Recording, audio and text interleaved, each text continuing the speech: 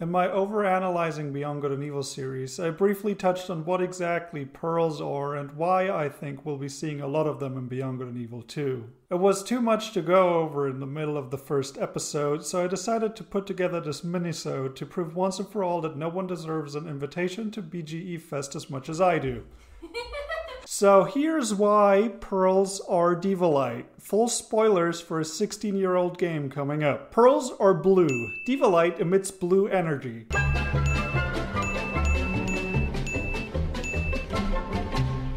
Thank you so much for watching, and I'll see you next time. Diva-lite needs to be stabilized before it can be used, but it didn't show what stabilized Diva-lite looks like, now did they? Since Diva-lite is incredibly volatile, it would have to be processed in a protected atmosphere, void of oxygen, and presumably out in space. And once they have picked up Diva-lite in their hands, they have to stabilize it because it's super volatile, it will disappear, so they have to put it inside their backpack. I say out in space because risking both a takeoff and a landing with the universe's rarest, most unstable, most sought-after resource doesn't make a lot of business sense. So Diva-lite Core must be processing the Diva-lite in space. Mass and zero gravity will try to take up as little space as possible. I'm a linguist, and as such my skills are completely worthless in outer space, but lucky for us there's plenty of people who studied real science and can actually explain how that works. Upside down, and there I am, and I'm going to come up here with my eyeball.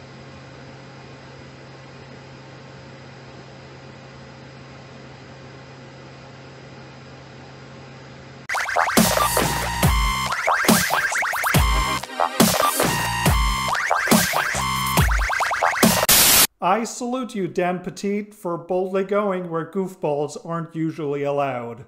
But anyway, my point is, in a protected, zero-G environment, the Diva-lite will naturally form into a sphere, like what pearls are.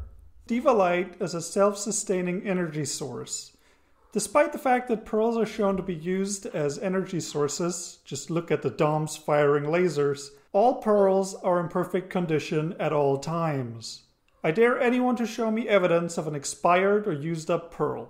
You can't. Despite the fact that the alpha sections outlaw pearls for use as currency in Beyond Good and Evil 1, there is one unseen character who will accept no substitutes. The Mamago Garage's owner, Mama Mamago, who presumably is a now retired mechanic. So how come, when pearls were blacklisted, when everyone on the planet shrugged and said, "Oh well, I guess we use units now," a strong, independent African mammal snapped her fingers and sorry, that one got out of hand. So, how come Mama Mamago had no time for that? Simple. If you're in the vehicle business, you're going to need pearls because without Diva-lite you can't build propulsion engines. Everything uses Diva-lite, which is why there's no fuel crisis, no gas stations, no chimneys, not even the massive factories have any emissions whatsoever, because Diva-lite pearls deliver perfectly clean energy. Once you get over all the dead monkeys, that is. I say perfectly clean because they just radiate energy. No need to burn them, cool them, or replace them.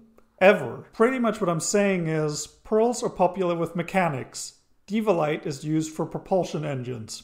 Put it together. Diva-lite is used to assemble clones by inputting DNA. The average DOMS is a brittle glass skeleton, so they decided to create more powerful creatures to bolster their ranks. Be they spirit eaters or sea serpents, the biggest, meanest DOMs have a pearl at their center. Since the exact same pearls are also found outside of DOMs, that must mean they are not a natural part of any DOMs creature's anatomy. If they were, the DOMs and the alpha sections would not have to take pearls from the Hylians. They could just clone and slaughter their young, which they would absolutely do since they're just disposable slaves to the creature.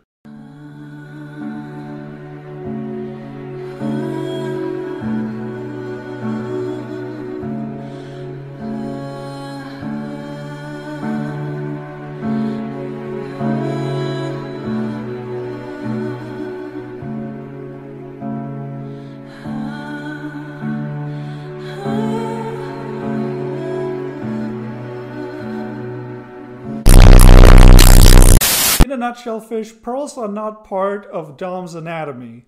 Did you say in a Nutshell fish, yeah. In a nutshell, but it's a shellfish because it's pearls. Oh my god. Yeah. Pearls are not part of Dom's anatomy. Doms use pearls to clone massive beasts that are subsequently sustained by the pearl. There's even an instance of the Doms cloning a previously extinct species, which means they don't even need a live specimen. If pearls can clone species that are long gone, using them to clone humans and hybrids would be incredibly easy in comparison. Diva Light can assemble complex machinery. All my other points could just be coincidence. But this one is just too blatant. There's an incredibly dumb boss fight at the end of the Nutripols factory. A pearl magically manages to put some legs on a vent and has it start fighting you. The devs know that this boss fight did not make any sense in the universe's logic. However, somebody had the admittedly clever idea to just throw in the whole, oh yeah, it can do humans, but it can also do robots justification. So the pearls retroactively make sense. Think of it this way.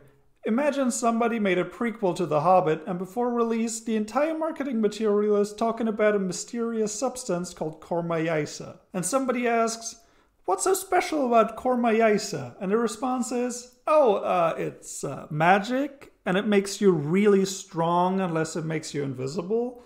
And it also talks to you, but be careful because there might be side effects. We can't wait to see what people think of Kormayaisa. What would you use this never-before-seen substance for? Are you convinced yet? Let me know in the comments. Also, liking, subscribing, invitations to the south of France for some event or other are all nice things to do. So, be nice to each other. To each other? Yeah. In general. In general.